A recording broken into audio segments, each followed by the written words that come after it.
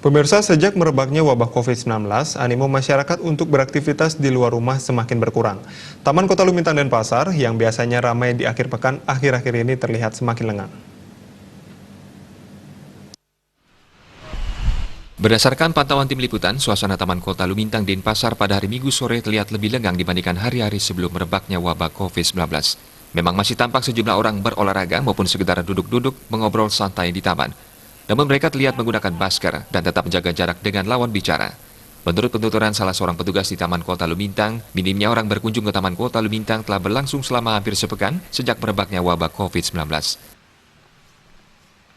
Ada corona, pengunjung udah mulai berkurang di sini karena wabah, kita takut kena virusnya gitu. Tidak yang kayak dulu, udah sepi ya. Pengunjung udah mulai berkurang sekarang, udah tahu karena ada wabah penyakit corona aja sekarang. Kalau fasilitas olahraga belum ada sih penyemprotan untuk olahraga. Tapi gimana ya, bilang di sini itu yang udah mendingan udah berkurang. Mencegah penularan virus COVID-19, pemerintah Kota Denpasar telah melakukan penyemprotan di sejumlah fasilitas umum termasuk di Taman Kota Lumintang Denpasar. Sejumlah wastafel tempat cuci tangan telah disediakan dan pamflet ajakan menerapkan perilaku hidup bersih dan sehat dipasang agar terhindar dari virus COVID-19.